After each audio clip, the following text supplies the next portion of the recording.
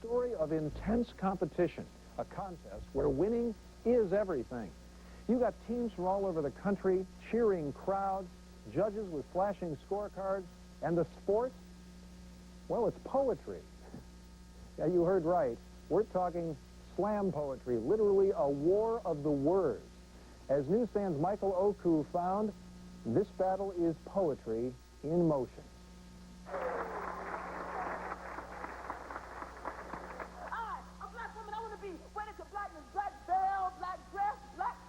Dear America. They call it slam poetry. But a riverboat. I was a gay superhero, baby. The cyber god from Earth. A rabble-rousing duel of spoken words. No, for I have seen the past in your hidden histories. Poets express rage, Lock and load. She is gone now. sorrow, She is in my dreams. She's gone. alienation. In equal parts theater, therapy, and sport.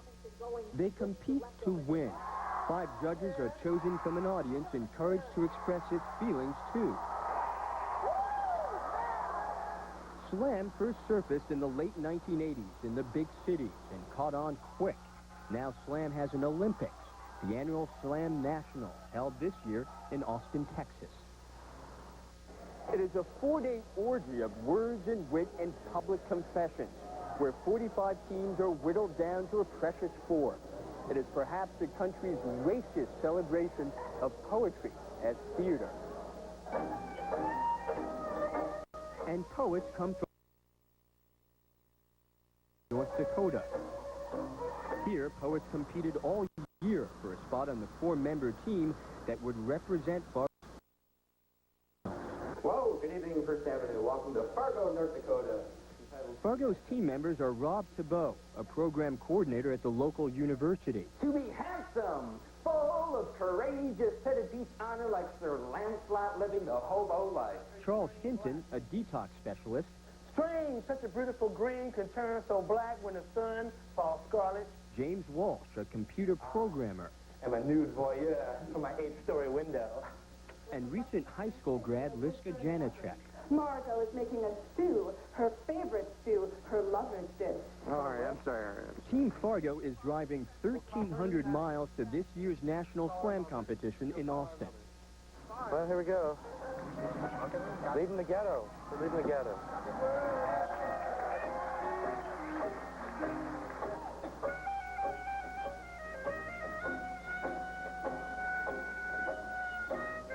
If I were going to give one message to Austin, it would be that Fargo is not all conservative and laid back, and when push comes to shove, we've got just as much energy and potential and rhythm and just as many verbs and adjectives as every other poet out there. And Fargo better be prepared. They'll be competing against the best slam poets in the country. Poets like the award-winning slam artist Stephen Coleman from the New York team. My words are like elastic. I wrap verbs around nouns and stretch sentences into plastic. It's like to the phatic, acro to the batic. Team New York is a collection of young activists. Coleman is a union organizer. Lynn Prokop works with black political organizations. Alex Olson champions gay and lesbian causes. And Guy Gonzalez is involved in human rights.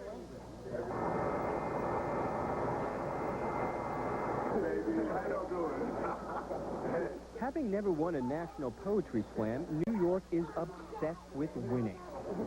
But on their own terms, not as performers, but as poets with a message. You're not a poet, you just slam a lot. New York Slam is about politics and having something important to say. My impression of slam on the national level, the entertainment becomes a much bigger factor. But each team comes to Austin hoping for the gold. Oh, my God. Greetings. Greetings, Noricans. Greetings. Rob Tebow. Roger. Pleasure to meet you. See him. With over 200 poets from 26 states and countless fans, this is the largest slam in the 9-year history of the Nationals.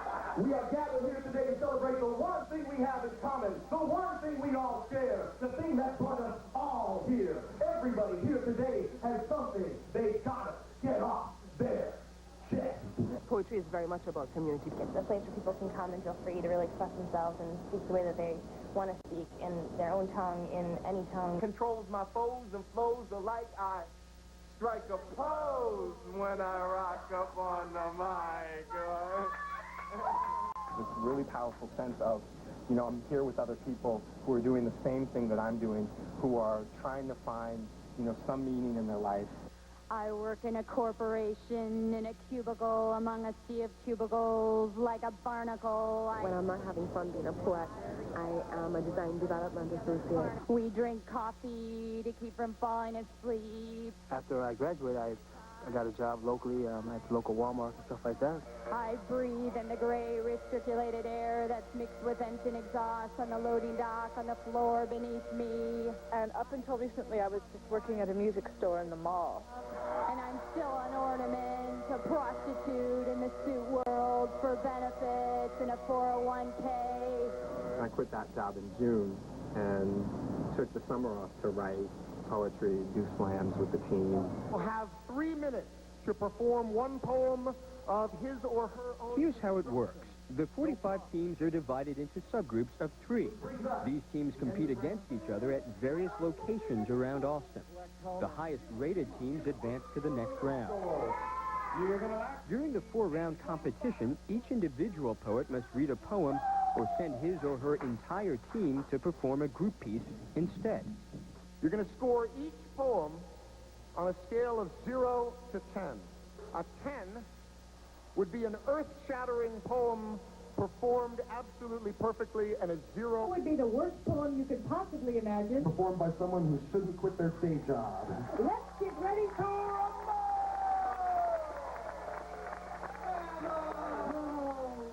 Bout 1, New York versus Hollywood versus Kalamazoo.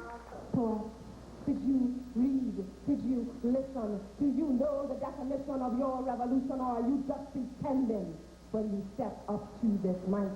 1, 2, 1, 2. This thing is on.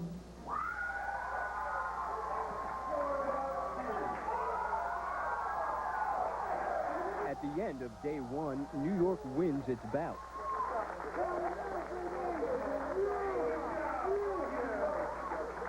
Across town, Fargo is up against Seattle and the Missouri Ozarks. Whoever it may be, whoever it, she, he, we are happy, we love. I'm a prisoner of my sexuality is defined by all of you. Imprisoned in my sexuality. And you're here with us. Thank you. Team Fargo comes in last.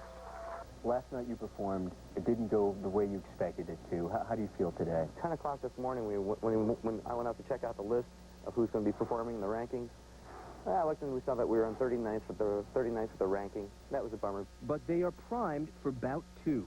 1, 2, 3, Fargo! There you go. Charles, what time we get on your poetry, King? Well, you got to be a Fargo slammer, a hip-hop, go left, right, left, well. Bout 2, Fargo versus Laguna Beach versus Dallas. This poem is almost too cliché to even be read aloud. The poem was a poem that I wrote for my father, and it was about his age. And when I originally wrote the poem, I promised myself that I would never, ever, ever read it at a national slam. I don't know what's killing him. I don't know what to hate.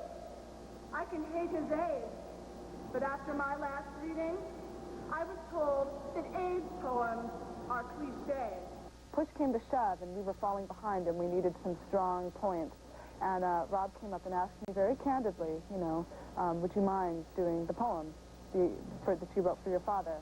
And, you know, I thought about it for a while, and I knew that it was what we needed to do, and I read it. And his oxygen is at 93, and his pulse is at 105, and his parcels are rotting away inside of his mouth. And I had a little bit of a breakdown afterwards.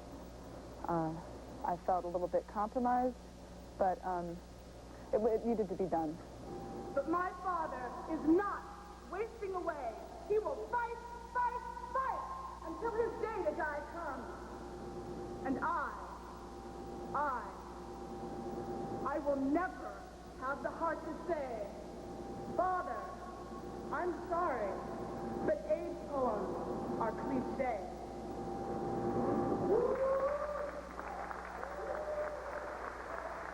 Okay, in the Poetry Slam, we have a saying that the best poet always loses. So would you please put your hands together for obviously the best poets here with a 106.1 Fargo. We came in here, we knew we had something to prove, being that we were from a town that had a lot of jokes surrounding it. And we had to pull up every stop to prove that we were eligible and we deserved to be here. And that's what it was about. The final night.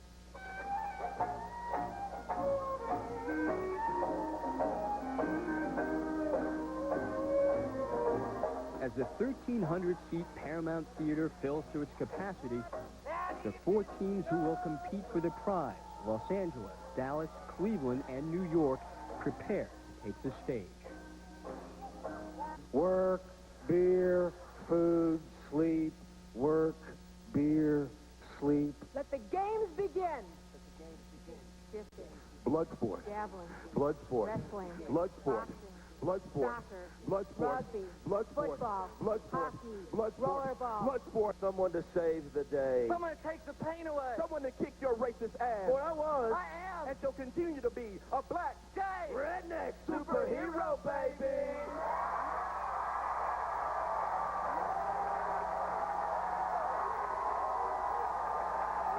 The last poet to read in the 1998 National Poetry Slam will be from New York City. Please welcome Alex Olson. Attention, shoppers! Attention, 9 to 5 folks, cell phone masters, the up-and-coming classes. Attention, sports utility, plastic surgery, suburbanites, Viagra popping, Gucci shopping, urbanites. Attention, Walmart congregation, shop till ya drop generation. Attention, nation, America's on sale! And it's open hunting season for the NRA. There's a special Uzi discount only today. Gun control, we say, black bear, black man, blow those both away! Call now. Interest is at an all-time low. But hurry, shoppers, because America's being downsized, citizens, and you're all fired.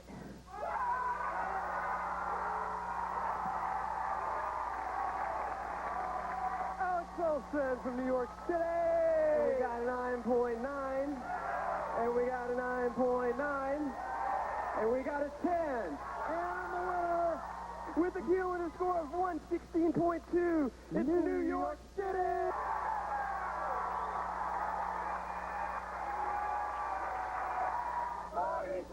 The New Yorkers raise their trophy of boxing gloves and books over their heads as if they have just won the World Cup. It is a symbol of victory, but also perhaps validation that their voices should be heard. And for these poets, Slam offers hope for voices everywhere. What it really does is just show that representatives from almost every walk of life still have the same progressive agenda, and I think that says something good about the future of our country.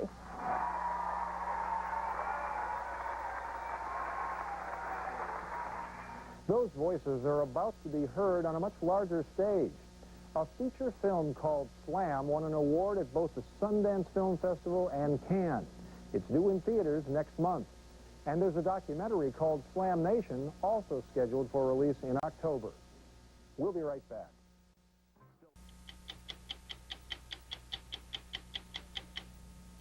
Been to a poetry reading lately? Probably not. Poetry readings are hardly everybody's cup of tea. But poetry in 1999 is more likely to look and sound like a noisy revival meeting than the quiet literary salon of yesterday. This new poetry is called Slam, named after the Grand Slam home run that brings a ballpark crowd to its feet in unrestrained joy. But the Slam crowd isn't found in the bleachers. They're packed into rowdy bar rooms, cheering and jeering poets who bare their souls while competing for the crowd's approval. It sounds like this. You want to know what I make? I make kids question. I make them criticize. I make them apologize and mean it. I make them read, and I make them write. Let me break it down for you so you know what I say is true. I make a goddamn difference. Now, what about you? This slam poet, along with teams of poets from more than 40 cities, came to Chicago this past August to compete at the Nationals, the heavyweight championship of slam poetry. Slam is the brainchild of this man, Mark Smith, once a hard-drinking construction worker with a passion for bringing poetry to the people. At the beginning, when I started, poetry had a bad name.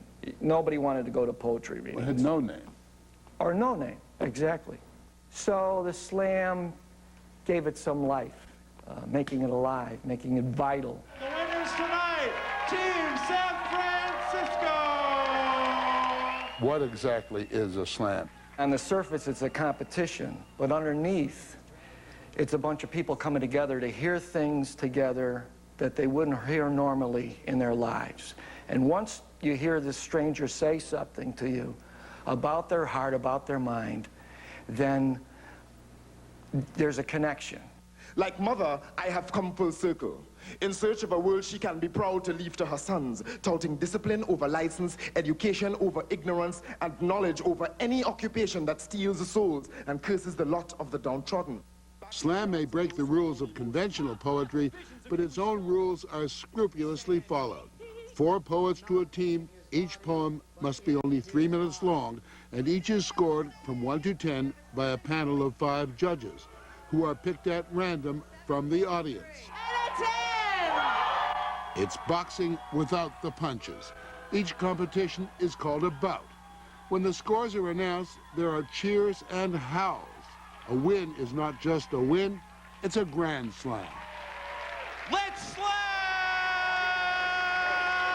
The word slam suggests a body contact sport, that the words are that powerful that they're going to knock somebody over. Exactly, totally.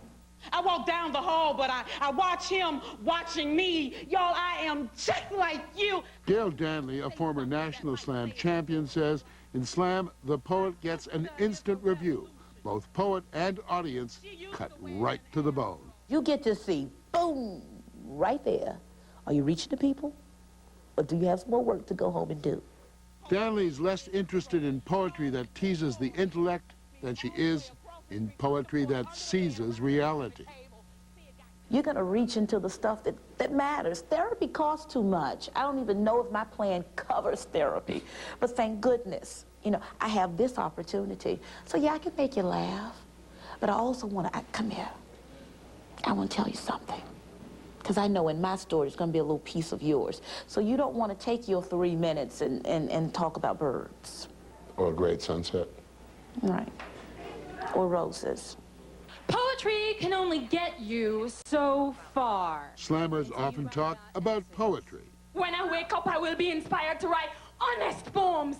Poems about grandmothers and babies and truth.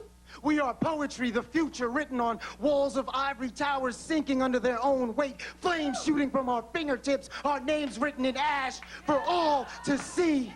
Brother, you know the devil, he hates poets. What? Devil will come to a poet late at night in that dark little seedy apartment building where they live.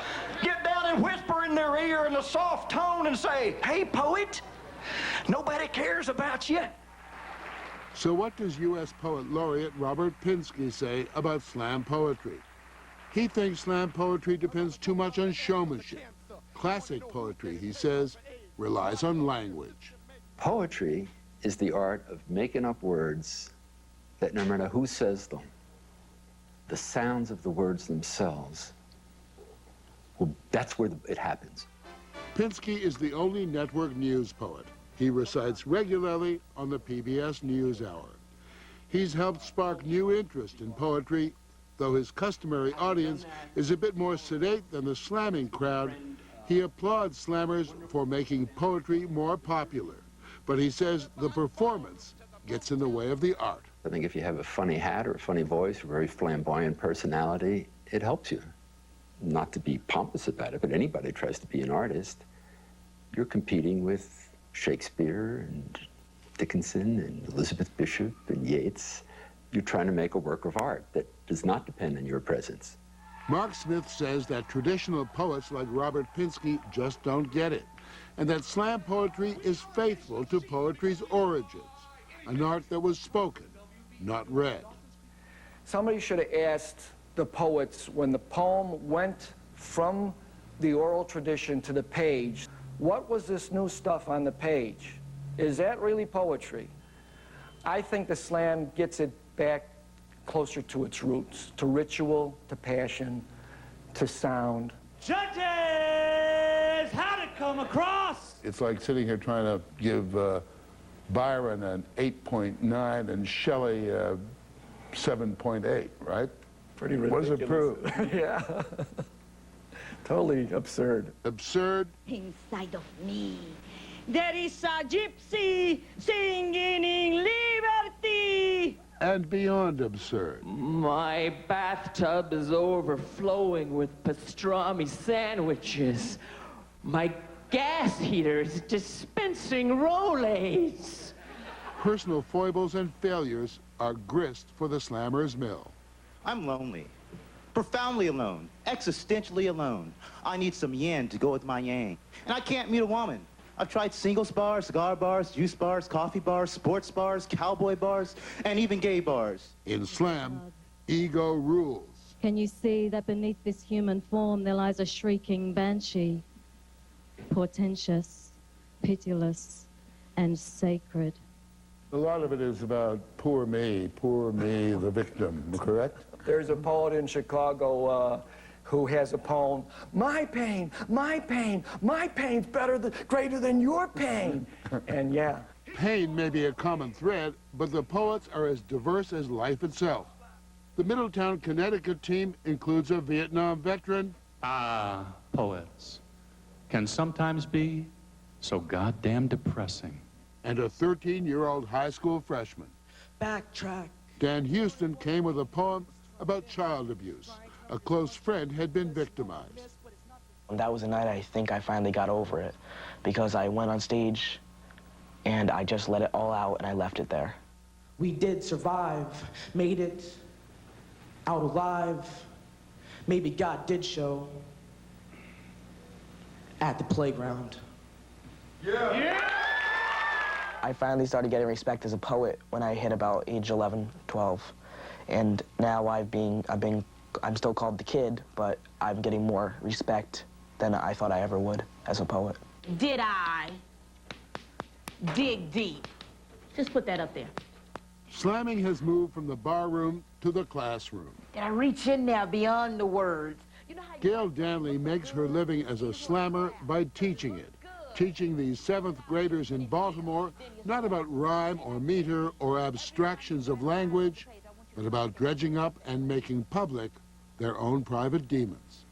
You left me in pain and wondering why. Why weren't you there for me? Mommy and I struggled, but you weren't there, and yet we survived. So much of what you do and what a lot of slammers do is confessional, correct? Yes. I think spend most of our time pretending we're okay.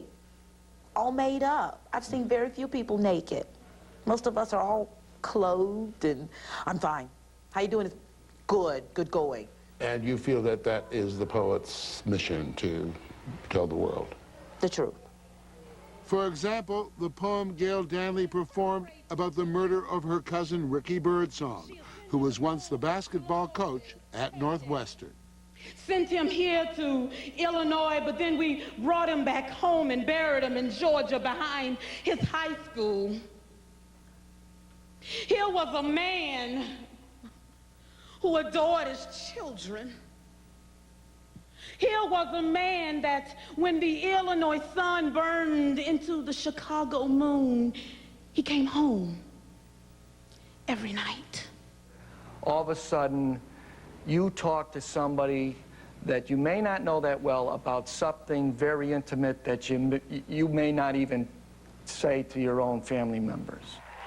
Smith first saw this happen 14 years ago when he took his poems to a neighborhood bar called the Green Mill and organized Sunday night competitions where anyone and everyone was invited to step up to the microphone to do what he did, to say something from the heart. That feeling of its importance must be overpowering. overpowering the shyness and the... Yeah. Well, you know, the best case to speak is for mine. I waited till I was 35 years old before I took a chance. People had convinced me that you had to be some special thing or educated some special way before you could do it. And then one day, I don't know. I just had to do it. I had to take that chance. And it turned out it was good. It turned out that I found where I was supposed to be. Do you remember the poem? Yeah, sure. The father has faded. What he was, crapped out. The poet laureate of Slammy presided over this year's finals with some astonishment at what he'd helped create. A hysteria of poets, a bedlam of bards as the winner was announced. It was a tie between San Francisco and San Jose, 8 people splitting the grand prize of $2,000. Meantime, the laureate retired to commune with the muse. The last whispers off his promised 2 lips, the faint vespers in his glory be eyes, the could-be points of paradise, as lastly he looked up, are gone.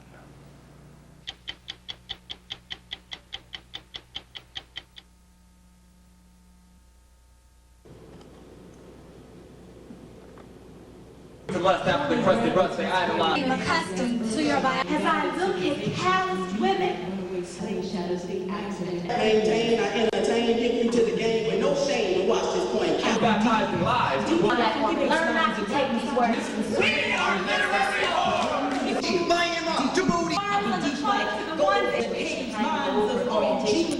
Deep like U.S. policies that swallow Haitian refugees. Free, I'm free for rich, for sale, and stolen. I be free for rich, for sale, and stolen. Properties that free, stop. Flow like tonight.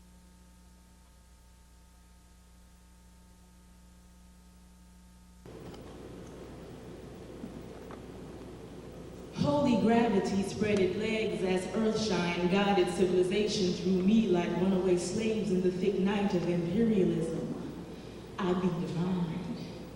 I be deep, deep like funky bass lines that ride misogyny and sway the hips of self-proclaimed bitches. Deep. I be deep like gold that caves minds of OGs. Deep like U.S. policies that swallow Haitian refugees. Free. I be free for rent, for sale, and stolen. I be free for rent, for sale, and stolen. I be free. Style be free, be my style. I flow like the Nile. I be refreshing as a breeze on a warm summer's eve. Enchanting as a dream you hope to never have to leave. I be warm as a blanket of sun draped across your back. Or as Elle sang, as the sun dipped in black.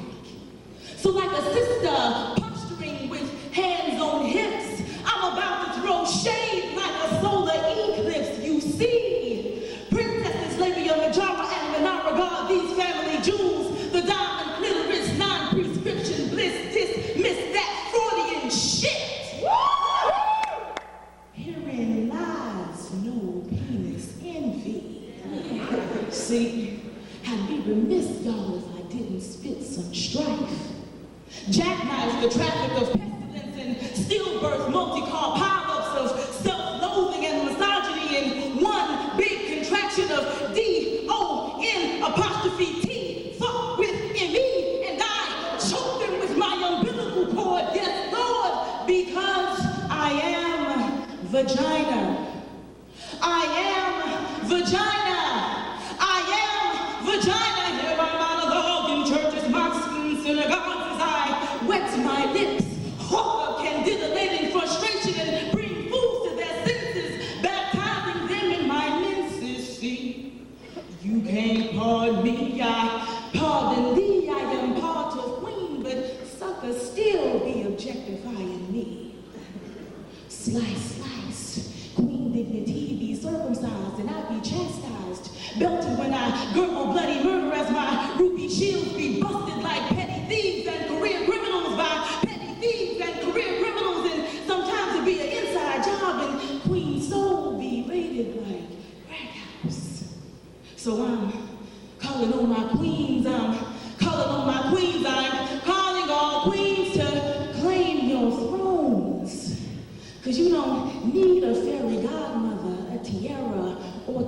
your heels 3 times. All you need is a queen state of mind. And remember, there's no place like your throne. There's no place like your throne. There's no place like your Kind of bed, I guess, except for the green hospital sheets.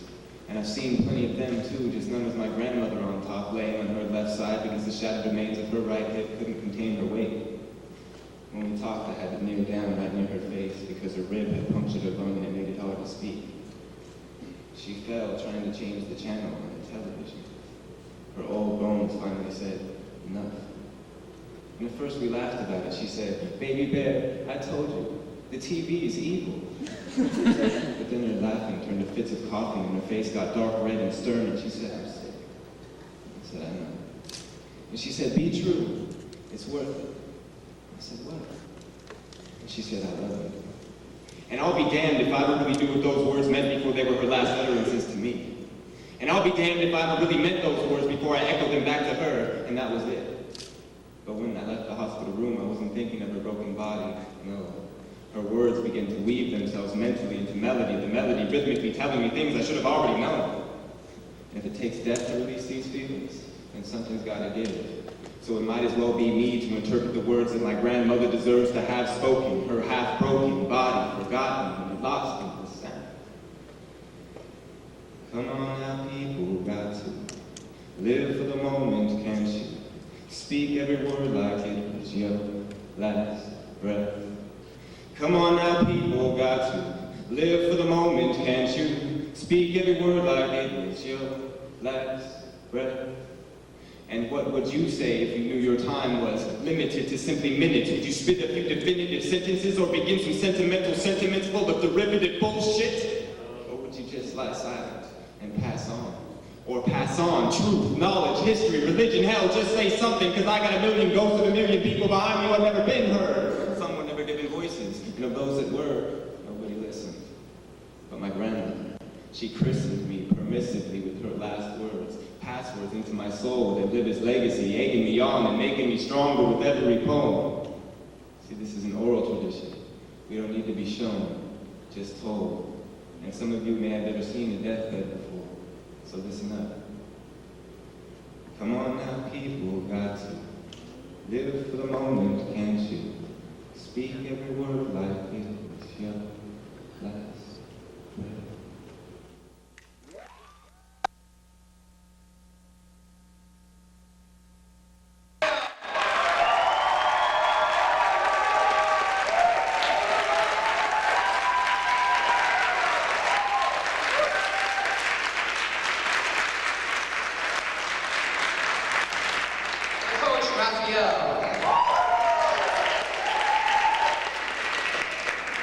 Tonight, sir, this afternoon's runners-up in the first College Union's Poetry Slam Invitational with a 110.0. The runner-up this year is the University of Michigan. Team Michigan.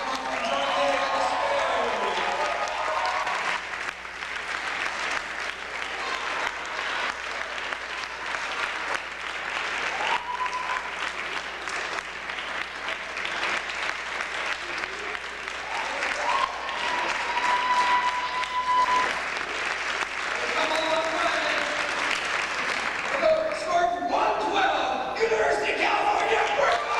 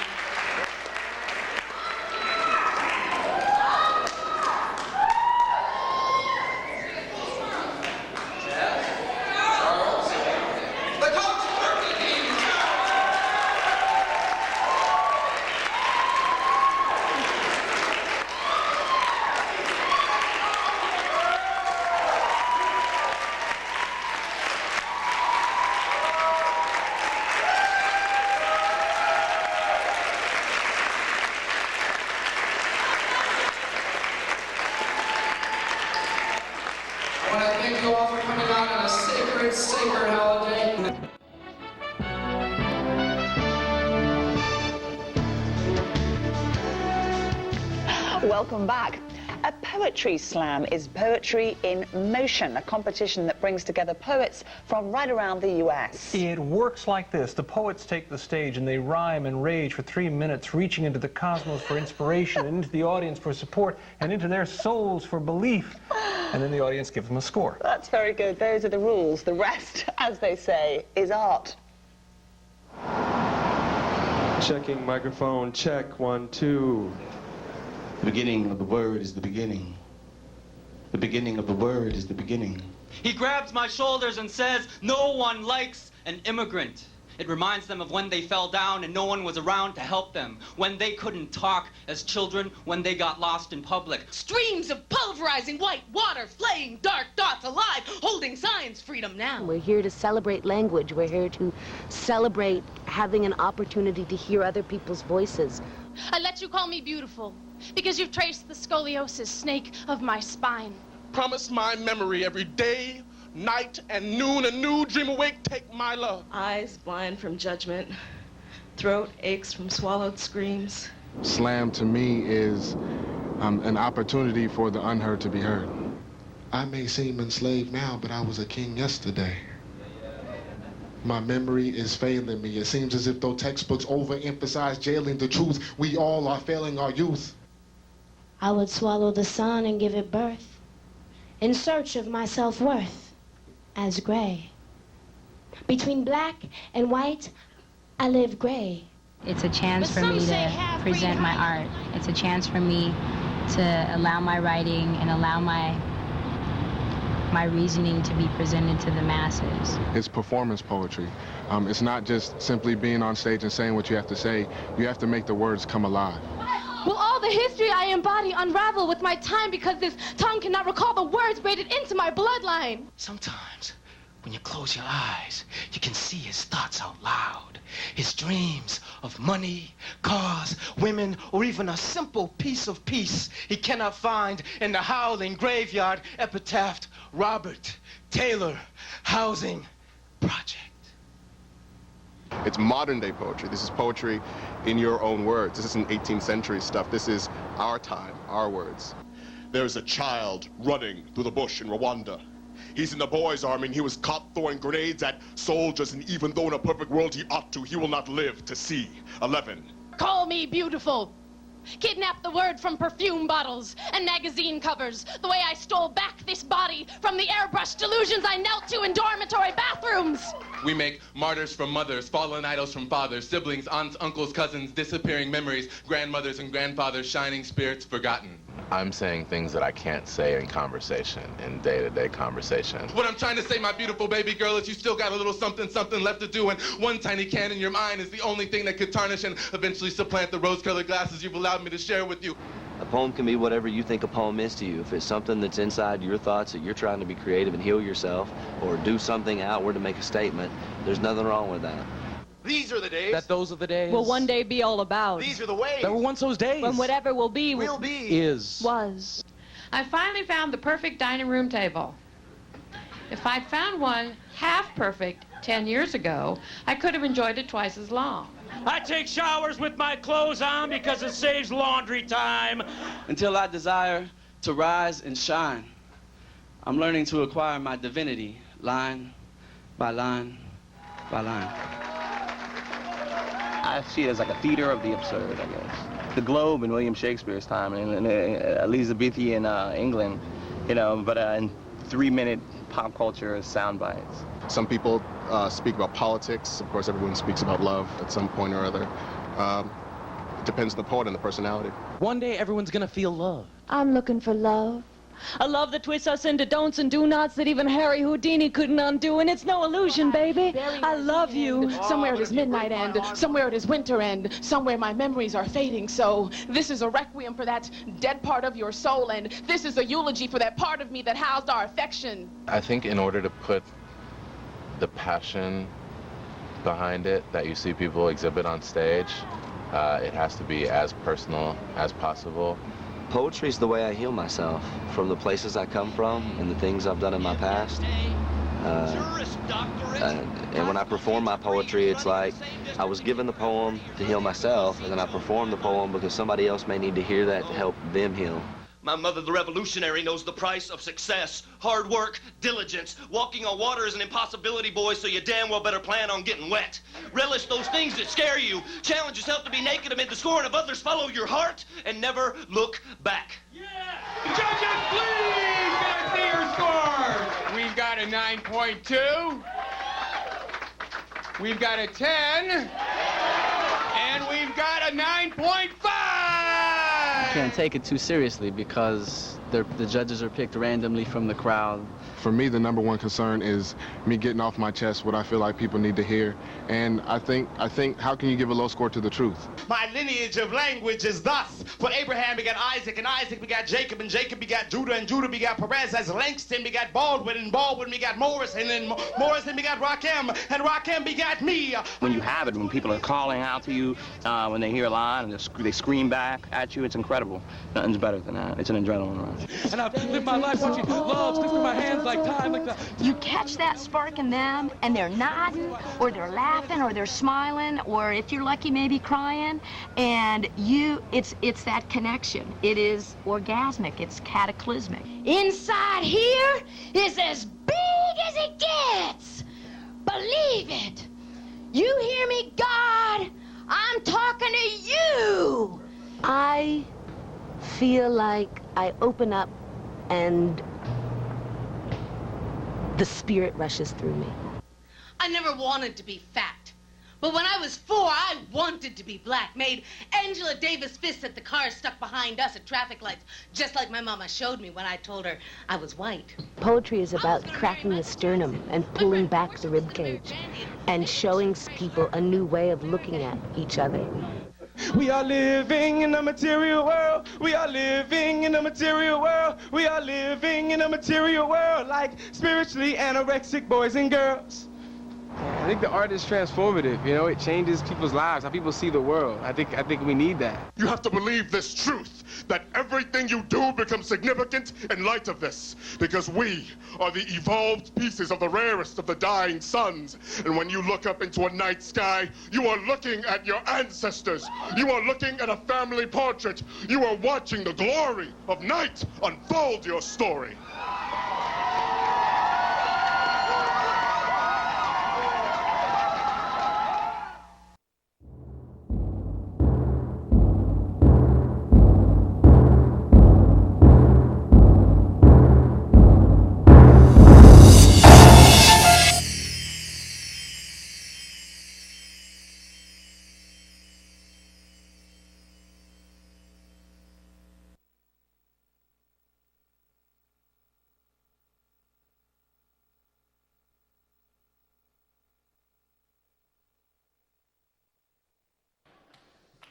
So I just got back from New York, and I wanted to tell y'all about how dirty the streets are there.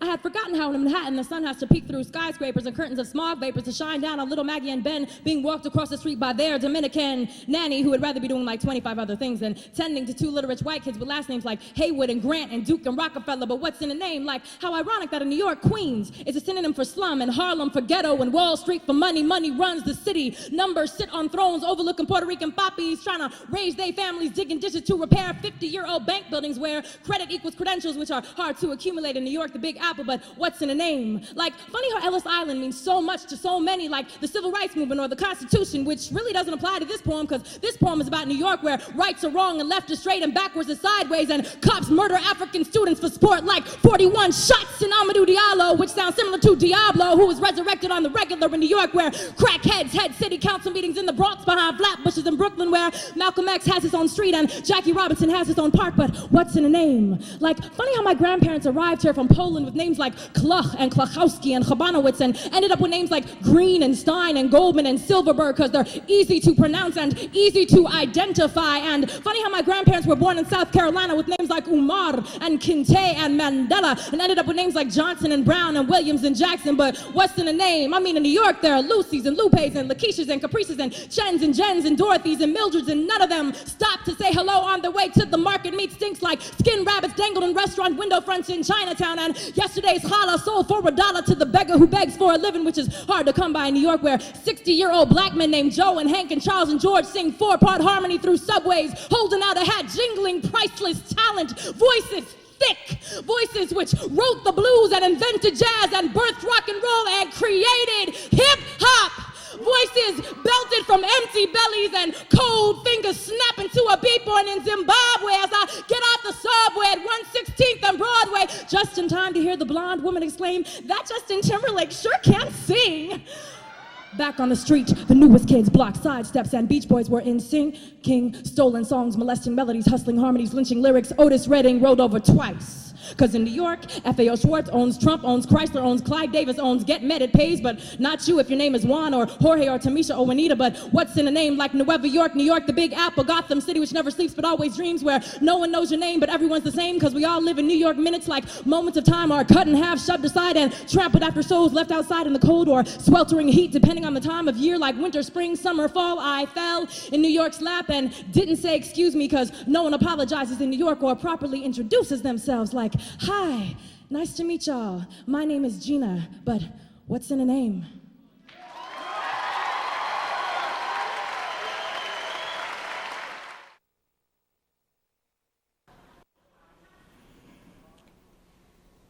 I've got lists of things to do, lists of things not to, lists of things I've done for you. I've snatched halos from the heads of angels, hurled them like hula hoops around the hips of Saturn as the herald angel holds his harp, homing in the harmonies of a black hole, blowing the blues to 100 harmonicas that are hitting the high notes as we hold each other's hands. And from the heights of our hearts, we've heard others play our song, verse after perfect verse after perfect verse. We didn't even have to hear the heavens rehearse. And all of that was on my list, except for the harmonicas, but they worked out fine. And I dream of a time when my hands become kingdoms, my fingers become lords, and I can tap out Beethoven's Ode to Joy in your vocal cords. I'll be speaking in rhythm, moving in rhyme. I'll be Father Time going down on Mother Nature, get a first-hand account of the Big Bang Theory. I'll be pushing your belly button to launch all of the I love yous I'm thinking right now out into orbit, because there's room enough for all of them here on Earth. And for what it's worth, I've thrown comets, crack open the shells of crab nebulas, churn the Milky Way for butter and added sauce to the dry meat of existence. I did that for you because I was on my list. I've hired army ants who are willing to give up war just so they can build you mansions out of fallen leaves. And I've got a million more ways to say I love you hidden up my sleeves. They're all on my list. It's a really long list. Made up of ways to tell you, you are beautiful. Your hair tells the wind how to hold it. God would offer you his soul if he hadn't already sold it for the blueprint of your smile. The perfect architecture of your body with curves more beautiful than a figure eight. I could lay you down your side, discover the symbol for infinity, the recipe for eternity. I've seen fantasy making out with reality, possibility going down on opportunity. All of the heavenly crossroads of common sense and circumstance, while fortune, fate, luck, and chance sit on the curb, curling up like question marks, resembling all the queries I can't quite recall. Why is asking where when all this started, when is asking why I couldn't see this sooner, what is running why, who's touching who, and how is asking who it is I'm supposed to remember. I'll figure it out later, it's on my list. And I don't mean to suggest that I'm gonna love you the best. I don't mean to turn everything I'll do wrong into song, because my life is a lot like this poem. I'm making most of it up as I go along. And I am happy with the way things are today, but I don't have a crystal ball, so as for the future, tomorrow I can't really say. Sometimes I turn around to look at my footprints to make sure I've got a yesterday. But believe me when I tell you, I hold my hands to map out the landscape of your thighs and discover the geography of your beauty, like a pair of archaeologists digging past the doubts unearthing tombs where the secrets are whispering secrets to each other, until all the skeletons in our closet come out to dance with one another. And all the mistakes we made, the questions we weighed about this is or isn't, begin to fade as we approach the speed of light and lose sight of what's wrong, what's right, until all that remains of the moment becomes infinite. Everything discovered outside is also discovered within. We will move at 1,000,000 hours a mile just to stop. Now hold that thought a while. My heart has just enough strength to bend open the bars on my ribcage and tumble out towards you, looking like the answer to an unasked question. You can't have everything on your list. And it's okay, because you weren't on any of mine. You were the reason I wrote them. And like those harmonicas, that works out fine. Because there's gonna come a time when language fails and I'll have to throw all my lists away. Put down my pen and love you a list of all the things I don't even know how to say.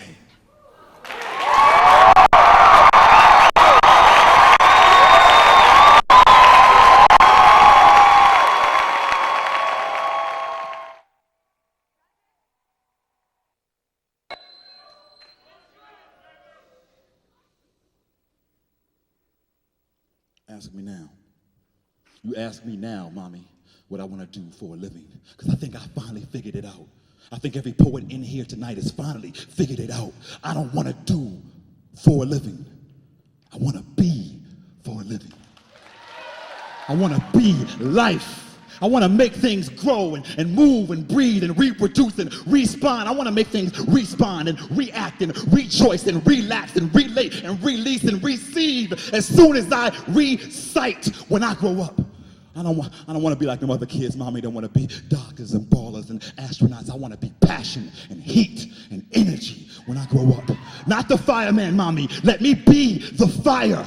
The explosion behind the soul's Big Bang theory that leaves in its place desire, the burning within that gives life to the word aspire. Let me light the paths of those wandering in darkness, and when the artists of the world have become so infatuated with ice that the whole world freezes over, let me be the poet that melts the ice caps, drowns the planets, and starts this shit over. 2 poets at a time like Noah when I grow up. I don't want to be like the astronaut, mommy. I want to be the space that he explores. Not the doctor, mommy. Let me be the cure, the prescription for a better life. I want to be the pill of which you take to and the call that is placed the next morning. I want to be the white blood cell that strengthens your immune system, the clot that stops your bleeding, the antidote that counters your poison. I want to speak antibiotic poetry that defeats your life viruses, but only if you take my words in 3 times a day until the entire bottle is gone. I don't want to be the artist, mommy. I want to be the art. I don't want to be the painter, mommy. I want to be the canvas. Not the choreographer, mommy. Let me be the dances. Not the poet, mommy. Let me be the stanzas. I don't want to be the philosopher, mommy. I want to be the philosophy in those minds, or rather the elusive concepts that they can't quite figure out, like purpose, faith, and time. Ooh, let me be time. Let me be time so that I will never again feel this depression that I feel now for being abandoned by it. Let me be time so that everyone will go to sleep tonight feeling like they never got enough of me and will panic when they feel me slipping away. Let me be time so that I will never be before myself, never be against myself, never be too late, never be too early, so that for once in this life of unfulfilled dreams that have left my cheeks streaked with saltwater erosion and my mouth perpetually coated with the bitter aftertaste of disappointment, for once I can be right on me. When I grow up, I want to be the antonym of void, the antilogy to emptiness, the inverse of regression, the reverse of absence, the illumination of shadows. I want to be the opposite of darkness. Let me be the opposite of darkness, so that when the greatest poet in existence recites the first line of the greatest poem ever written, "Let there be light," then I can begin.